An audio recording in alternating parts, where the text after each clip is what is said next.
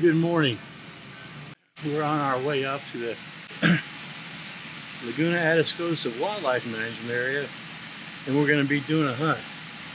And I guess it was supposed to be raining, but that cold front that's coming hasn't arrived here yet. It's still pretty warm. So we're going to be heading out and head over to the hunting spot. This comes with two screens, one in front and one in back, and apparently the front one, when you're in 4K mode, doesn't work. Didn't have that with GoPro, but we're off to the deer lease. Yeah, I'm gonna drive all the way there holding this camera out the window. Yeah. We'll shut it down. This is the route I'm gonna be driving, and it says it takes about 38 minutes to get to the wildlife management area. And after that, we have another bit of time to travel then. When you get on the wildlife management area, the speed limit is 15 miles per hour. And that's just to protect the ocelots. The main reason why the wildlife management area is there is for the ocelots. So they don't want people going out there and accidentally squishing them while they're heading out to their any of their destinations. So it's 15 miles an hour, and we probably have another 10 miles, and so that's going to be probably around another 45 minutes to get to the actual destination that I want. Well, we're here, and some of you say, "Oh man, you're too late." Well, not for what I got. A few years ago, I was hunting right over there on that side of the other side of the kind of marsh grass deal, and I've noticed that the water is extremely well, there isn't any. It's not even low. It's just there ain't any. Along this side over here, I was hunting over there on the other side of this little draw, and usually it's full of water, but there's no water right now. A guy and his daughter come up walking behind me, and what they had done is they had shot a big bull nalgai, and they needed to drag it back. Well, it was, they were having to cross where I was hunting, so I decided I'd go ahead and mosey on over here and hunt this side. Now, what this turns out to be is kind of a peninsula where the trees are. And what I found out about 9:30 in the morning, I see the deer and nalgai move, and it came to where it was pretty consistent pattern. And there's a road down here that nobody's here right now, which is not good for me because I rely on these people to walk down the road and scare the game up. And about 9:30 is when they retreat from their blinds, and that's when the deer and the nalgai get spooked, and they came running along this ridge. And typically when I've been doing this, there's a north wind. That way's north, so I've got the wind in my face. Now there's a cold front that should have already been here according to all the weather I've seen, but it's not here yet. As a matter of fact, I've already got mosquito on me. So I've got to look and check my phone when that storm's coming through, and I'll walk down here and I'll get in my spot. But as of right now, it's not looking too good because I have nobody on this road. I've got several people coming. And I'm going to go ahead and get out of their way. And I'm going to grab my stuff and get set up. So we'll see you on the backside here. At this point, I'm actually in the area that I'll be hunting the animals, so I really can't talk. On the camera, I have turned off all audio notifications, so it won't be beeping at the wrong time and scare the animals away.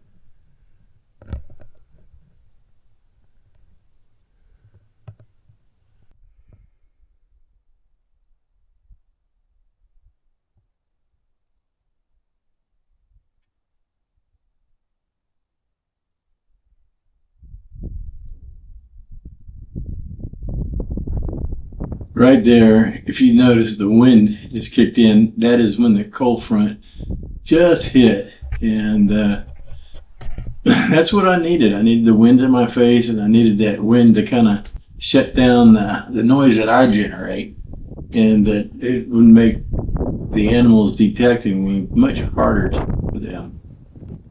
This morning I was in a dilemma. Should I wear hip waders or should I wear snake boots?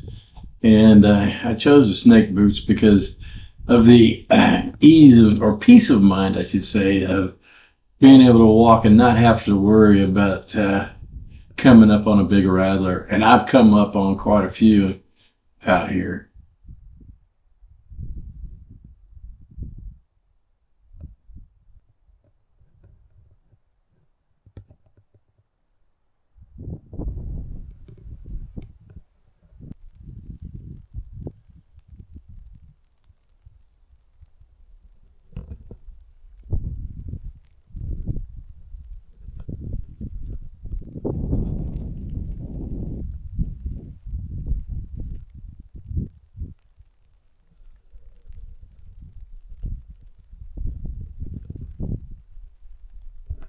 I've got my camouflage on and forgot my hat.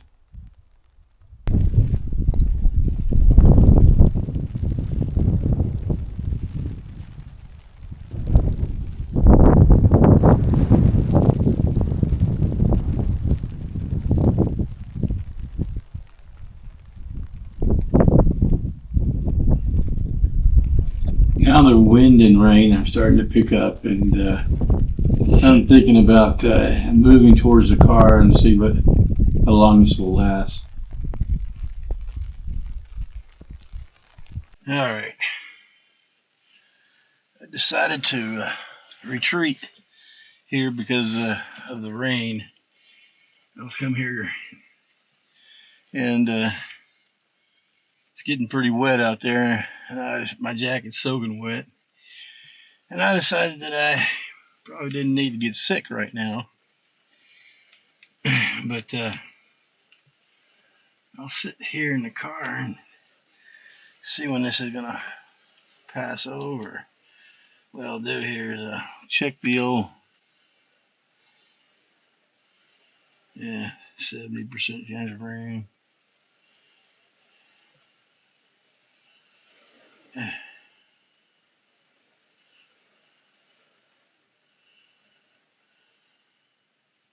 There we are. If you can see that is where we are, and we're right in the middle of the green section there, the darker green, as a matter of fact. But let's see, take a look at this.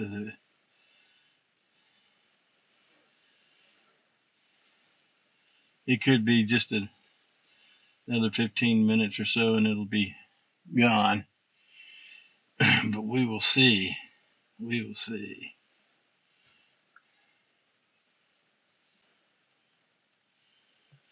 You know, one thing I wanted to show you is that the DJI comes with, at least the packet I picked, I think it was the action pack, comes with 3 batteries and a battery case. Now, what's cool about this is that I can press that button and I got 2 fully loaded batteries in there, and I can carry spare memory chips right there. And if you go look on GoPro's site, look at their battery charger. Compared to this, it's a joke, you know, because I can slip this in my pocket. It's got 20 minutes to where you get 80% charge on your batteries. You plug into a USB-C right there. And this has definitely got GoPro beat. And this alone is, you know, very convenient when you're out doing this kind of stuff.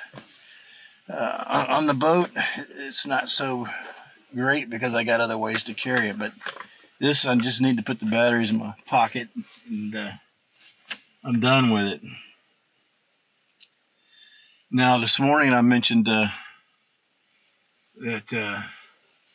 you've got 2 screens on this one, just like the GoPros. The front, different from the GoPros, is that the front screen you can actually program from it. It's a touch screen, just like the back screen. The screen on front is bigger than what the GoPro offers. But what I found out this morning, when you go into 4K mode, the monitor up front, it gives you this message saying, hey, we can't do video up here when you're in this resolution. So, not a major deal in the type of recording I normally do. And that's, I even turn that monitor off to save batteries. So, because I'm basically sticking it up on my head and letting it run. So I'm not really messing with any programming, not trying to see if the screen's centered up or anything like that. So it's not a major deal, but the GoPros, that doesn't happen. That's another difference on that. So far, you know, I'm liking the DJI camera. I still think if GoPro could fix those overheating issues, it would be the better camera. Yeah, here's another thing that I found out is that this weekend when I went out and did my recording and came back home and put it on there and tried to time sync this all up, the GoPros have an automatic daylight saving time where the clock adjusts automatically. DJI doesn't. So the auto sync, that it didn't work properly. And yeah, it's just another difference, and it's not anything that's a deal breaker for me, because I just by coincidence also I had put the mic in the center of the boat to capture the audio from the back a lot better. And so what I started doing is I do an audio sync, and it's a little bit more time consuming, and but in the end, when I have multiple cameras going on the boat and I turn them on, they all don't start up exactly right. And so the videos are a little out of sync, and you hit the auto sync. Well, it doesn't bring them in perfectly. So you have to go in there and mess around. Well, if you sync the audio up, then you've got everything running just like it's supposed to. The video, the audio, that's all synced up. It doesn't get the where your audio is out of place with the video, which, man, you know, that happens, and it's a problem that I could be working down on another part of the video completely and decide I want to change, and that video will shift. And when it shifts, it gets out of sync. And I go back and we rewatch everything before I actually encode it. But if I forget and I start messing with it, making correction on the video when I'm rewatching it, and don't go back and watch, I could have problems. And that's what happened on this last video. The first section, I'd left out the whole first section because I was trying to come in with a good intro, and everything I came up with I didn't like. And it turned out the first redfish event that I know I corrected, because I did well, all my corrections went back to the original mode when I changed the front and did away with the intro that I had there. And it's kind of disappointing because you put it up there. It takes I would say by the time your video's up on YouTube and YouTube finished processing it, for a 1 hour video is going to be around 16 hours maybe. And it varies on the internet speed and everything like that. I do have the AT&T, not the fiber one, not the highest one. I think it's just DSL. And they don't offer the faster internet access yet in my neighborhood. But as soon as they do, I'll be on there. But I am still, when I went out to do the fishing video this last weekend, it was nice to have that camera record what I thought was a very long time compared to the GoPro. Now, the GoPros, from what I experienced, at about 70% battery, and you're out there on it doesn't have to be a summer day, but if it's no wind and the sun shining, that GoPro is going to shut down for overheating at 70% battery level. And then you have to let it cool. Well, I started carrying another GoPro in my pocket, and so I replace them. And which brings up another topic on this DJI, the mounting system.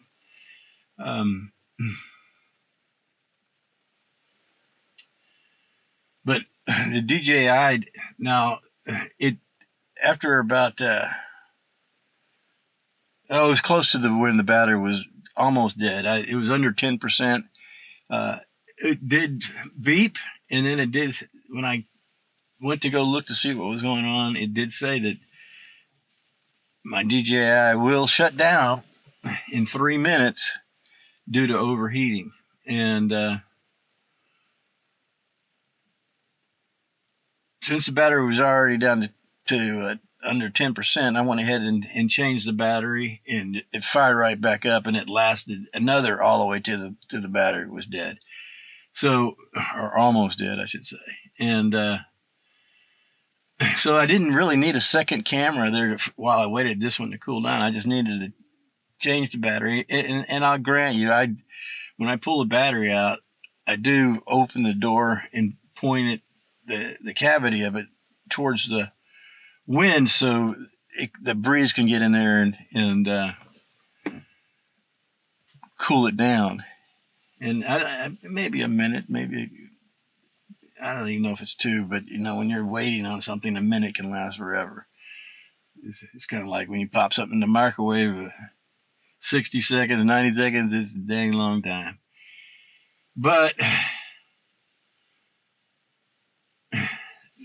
the DJI, as far as the length of recording, typically on a fishing trip, between all the battery change and all that, I probably get around 3 hours of video. On the DJI, I got a little over 4, so I got a whole extra hour of video that I wasn't messing around with the cameras. And so many times this summer that I would have a fish on and that camera decided it would overheat. Well, if your camera's staying on longer, then the chances of that are going to happen less. Incidentally, the last trip I was on, one of my mini GoPros, I came home and put it on a charger, and it never came back up again. The camera was super hot when you tried to charge it. I contacted GoPro, and they went through their checks on it, and it's still under warranty, and so I've sent it in. And now this is the second time that particular camera's been going back. Now, I've got 3 mini GoPros. The first one I ever got from them, I had to send back. And the guy told me, you know, he says, look, we'll get this back, we're going to fix it, and it's never going to happen again. And I'm like, okay, that's great. But then I got the second one, and when I got it back, it immediately had problems of turning on, immediately.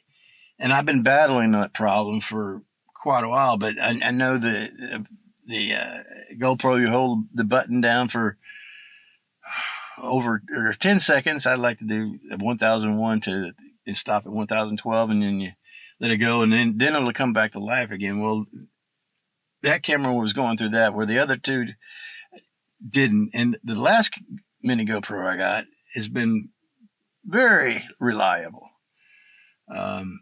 Now, the difference between the mini GoPros is that the only screen that you have is a little, maybe 1/2 by 1/8 of an inch, maybe a quarter. So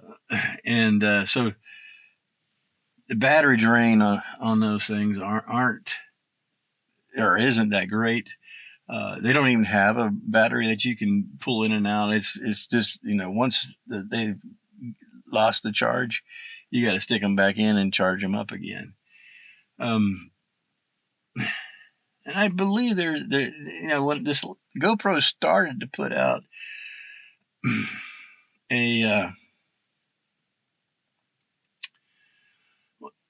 I guess a little notification of what the charger for your USB, the specs for that, and so, you know, there's so many out there now where they say this one can charge your camera up in 3 seconds. You know, that's an exaggeration, but the point is they got some that can really get the charging done. Well, those may be a problem with the GoPros, and they don't want you to use those. They have a suggested amperage of recharge, and they didn't have that before, but now they do.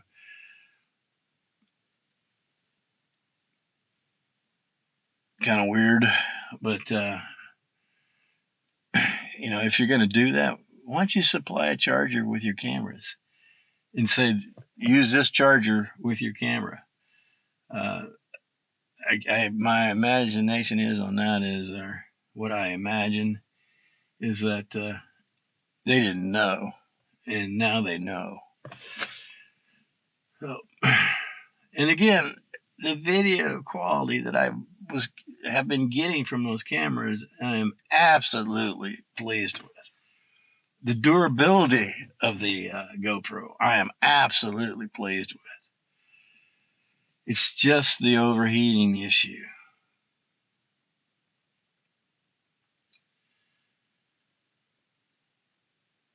And this is supposed to be a hunting video, I know, but I've learned through time that these animals, when it rains, they're going to get in areas where they're not going to get wet. They're going to stay out of the rain, just like all other species. They're not going to. I guess their mothers taught them not to play in the rain. So, and this particular rain is a little bit cold. We have a pretty good, you know, get down here and turn it down to into the 50s is, you know, it's a pretty powerful, because I figured yesterday was like in the upper 80s, and maybe even hotter. I know last night I was sweating getting all this stuff into the car ready to go out today.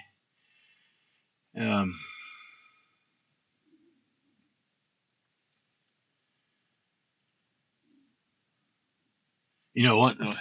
I have seen. I was parked across when I first started talking, I was explaining that how I found this spot, and so I was parked across the marsh, the little saltgrass marsh there, and I come walking out of my blind, and this is on an evening hunt, and I look over here, and there's deer actually standing in the road. So it's possible that deer could walk right out on the road here. So we'll stay here a while and be ready if that happens.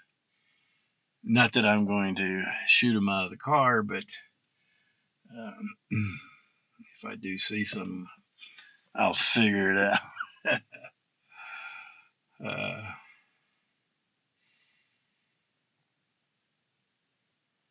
But I also pointed out this morning that there's a road up here, and all the years before, there's always been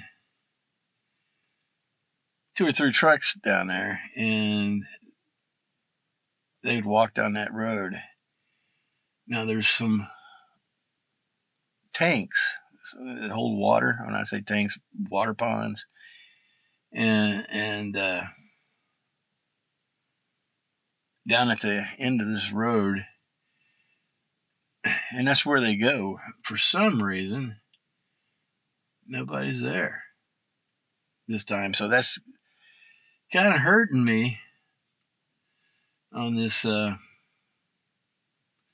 relying on them walking down the road and spooking the game up and scaring that towards me. And I also pointed out this morning that there was no wind, and the mosquitoes were out. Well, now the wind's out of the north. It's in my face. So I've got that issue corrected, or that problem has changed by itself. And osprey just flew by. Oh, another one.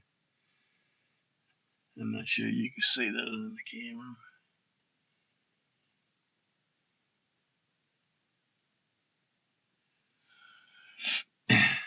It's like the wildlife's moving.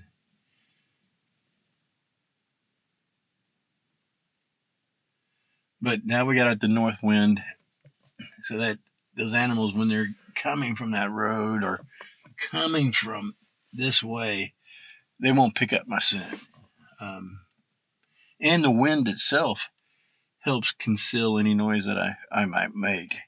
Now on the camera, what I've done on that is I've turned off the beeps, or actually the option is in the DJI is it says turn off all sounds, and that's what I did. And so when I push the buttons on the camera, I do get a visual, but I don't get the audio. And that's what I want. I don't want to be making unnecessary noise when I start recording. Another thing is when these does go into record mode, the screen's shut down. So there's no light on it after this. And that happens after 3 seconds. On the GoPro, you can turn the beep noise off. And I don't know if that totally mutes all the sounds.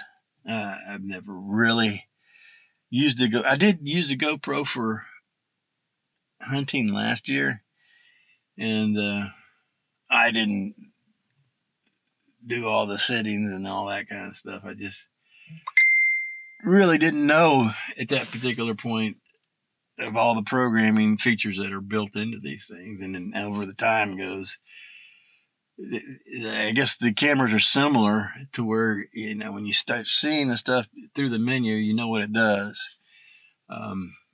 So even though the 2 cameras are different, the options that I can turn on and off are very similar.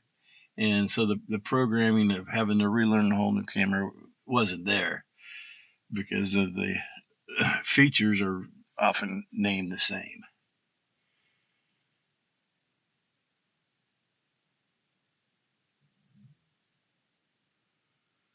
Well, it looks like the rain has definitely stopped. But yeah, as you can see, yeah, I am in an area that currently it does not have any rain.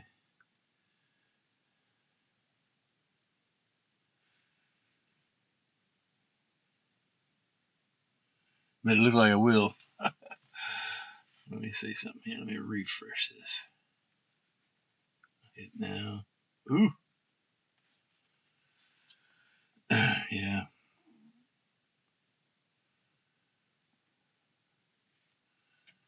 But as you see, it's out there. So I do have a small window right now.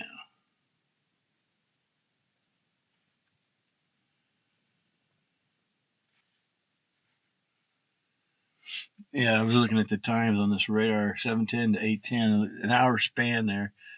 At 8:10, and it is now, according to this phone, 8:14. Apparently, this has just passed by, and we have a hole there. And it looks like we'll have a hole for a while, so it looks like I'll head back out there here. All right. Well, the wind has gotten too powerful for the microphone to record my voice very accurately. And what I'm trying to show here is I used to park over in that sandy spot, but I had a Jeep, and the Jeep had the four-wheel drive, so I wasn't too concerned about getting stuck. The pickup I have does not have four-wheel drive, but I do keep a winch in the deck system in back. And the winch is a heavy-duty winch that's capable of pulling the truck if needed to be. So I do have a backup plan on that, but I don't really want to get out and mess around in the mud right now. I keep a winch back in my deck system there, and it's a heavy-duty winch, and it's capable of pulling the truck. Here are a couple of pictures of showing my Jeep parked exactly where we're looking at right now.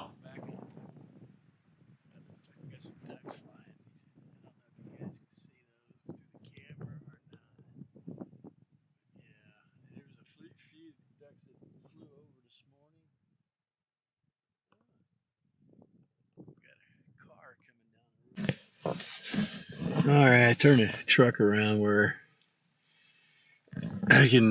My window now is not receiving the rain that blows in, and so I can have the window down and not fog up the windows. And I can see down in this little area here.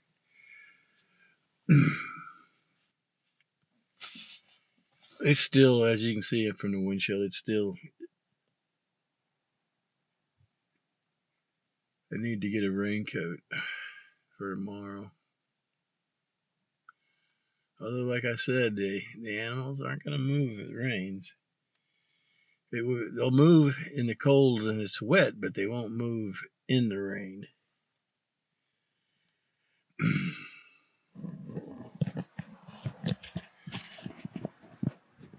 Well, maybe I'll just turn this hunting video into a DJI review compared to the GoPro 11, and that's, I got a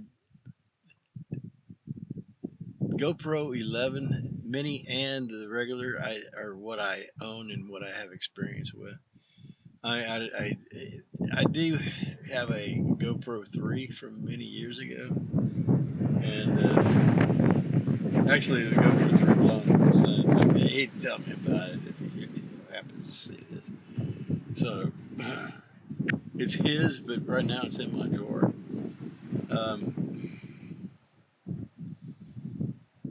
And I've had the ASO camera. Now that camera, I paid $59 for it, and it still works. And the video is not nowhere near as good, but it's not bad video. But if you're going to try to do the YouTube, and everybody else has got GoPro video, they might overlook your videos because of the video quality is just not the same. You can see the difference quickly. Where on this camera and the GoPro, yeah, there's a difference, but then you go, well, which one do I really like? And that's where it falls into play. You know, they're so close together. There is a small difference, but you got to really wonder which one you like.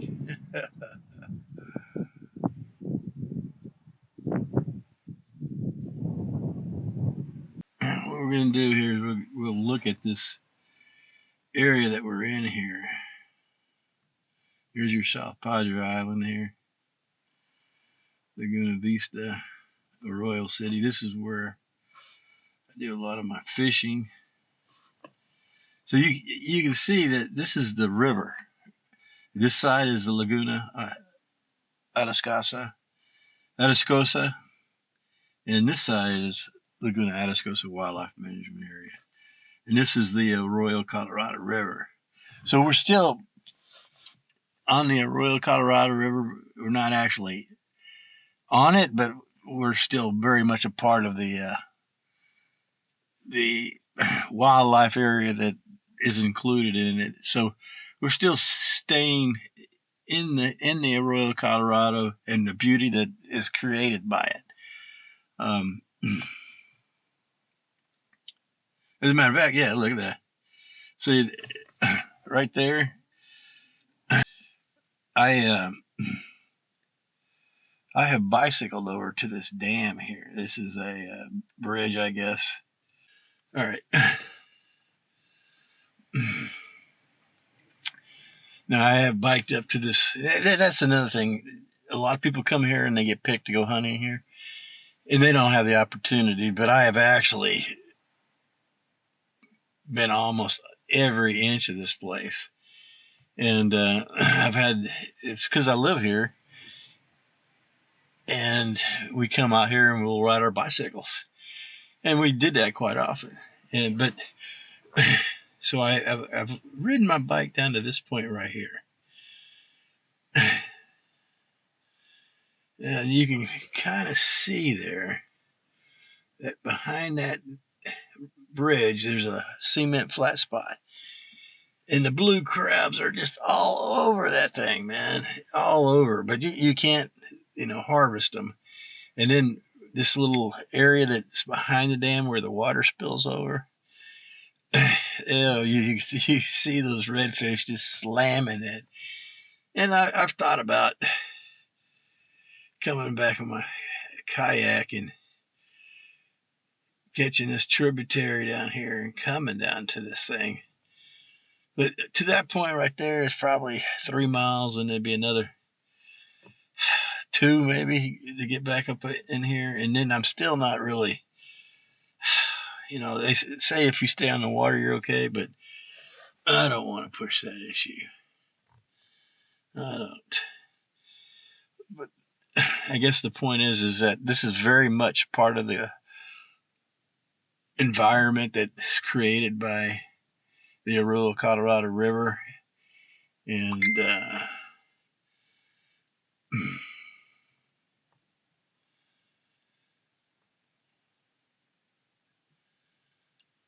this lake, you didn't get to see it this morning, but we did pass it up on the way here.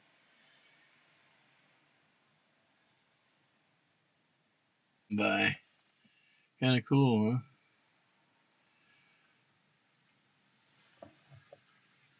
There we go.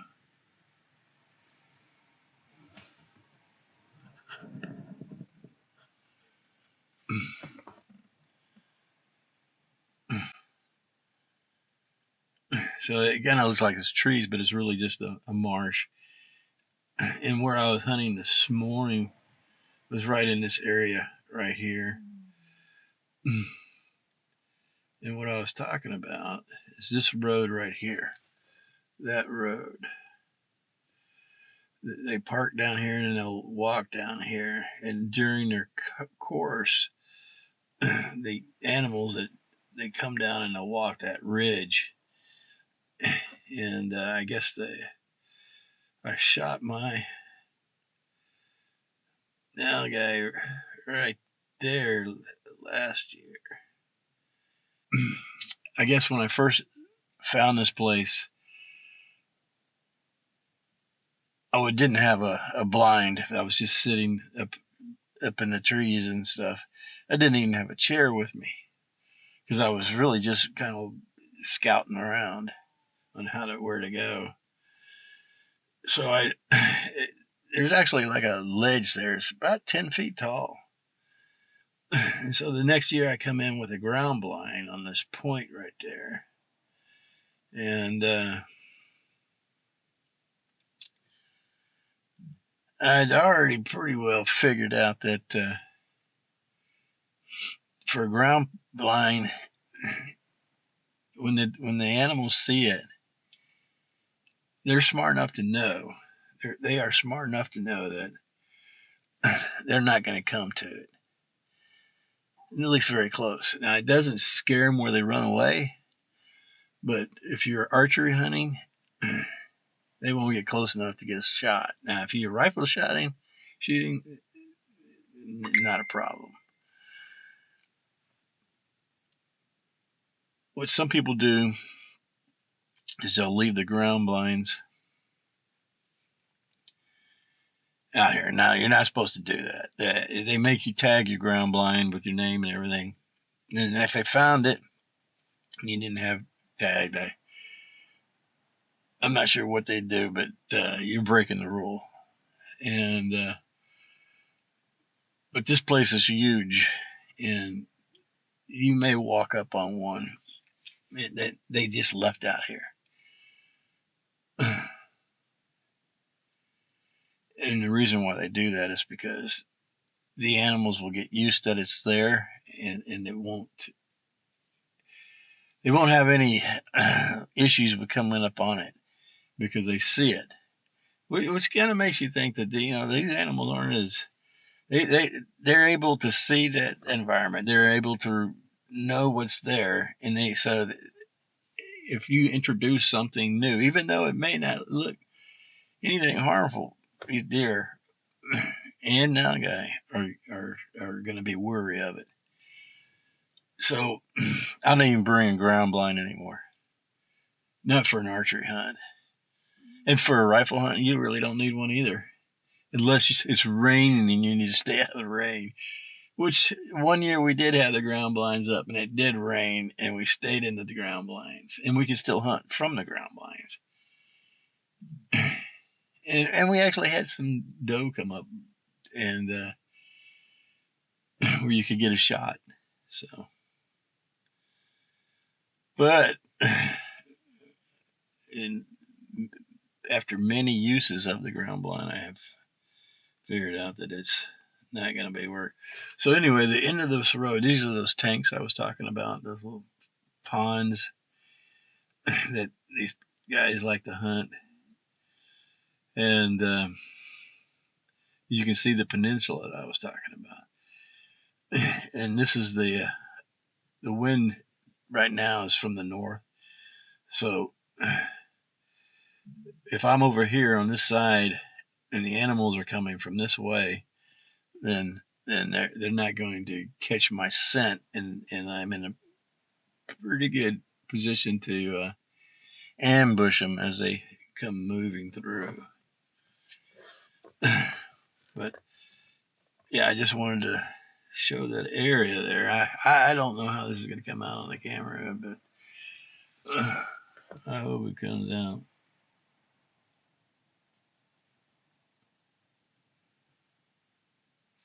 And there's that. We're right beside that lake.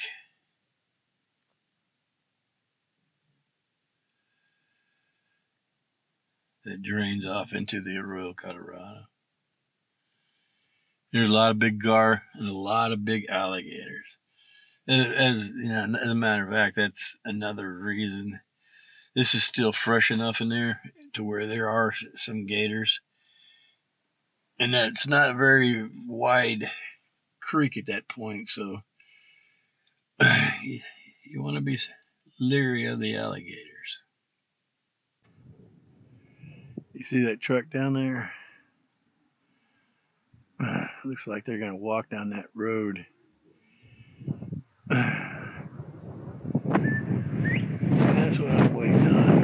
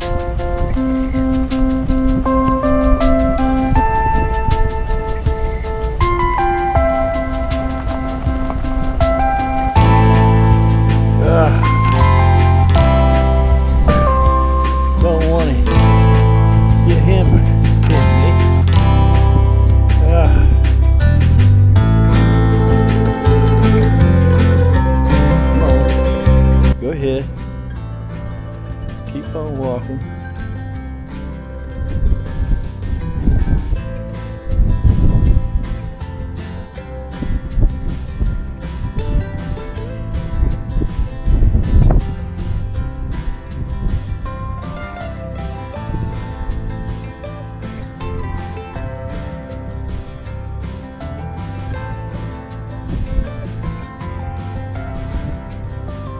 Keep going. Keep going.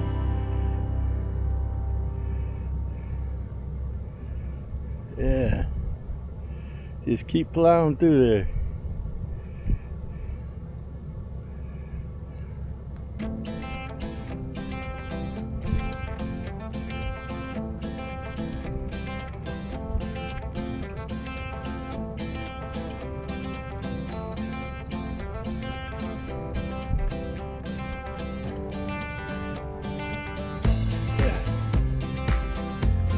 Keep going, man. Keep going. Keep going, man. Don't know whether to touch him or move him, but it looks like he's going the right direction. I don't want to bother him. I'm gonna let him go. It looks like he's going where he needs to. Stop recording.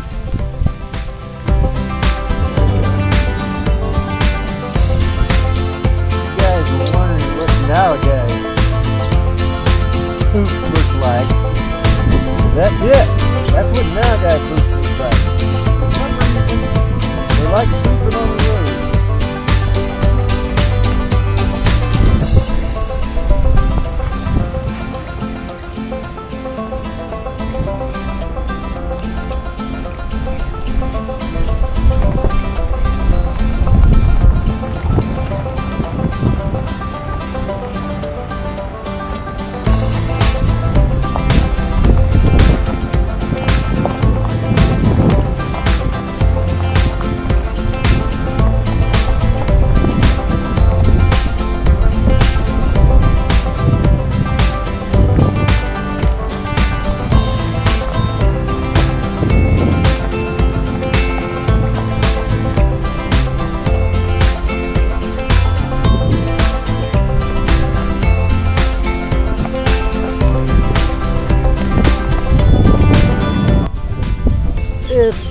See, there's more nalgai poop. And the one thing about nalgai is they will poop in the same area.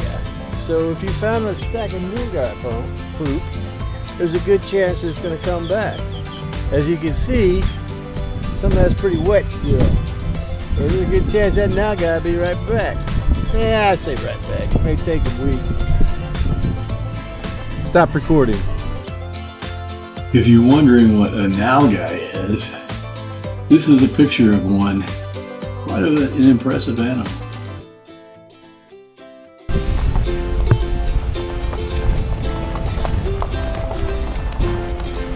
I sure wouldn't like to fish that way. There's some duck taking off. Look, maybe that duck.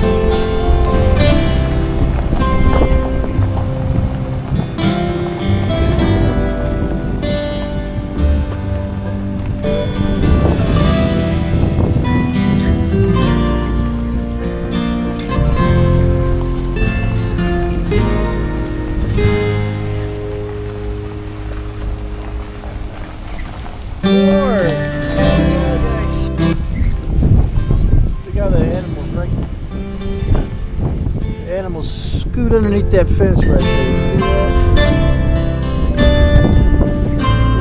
More nougat poop, I think.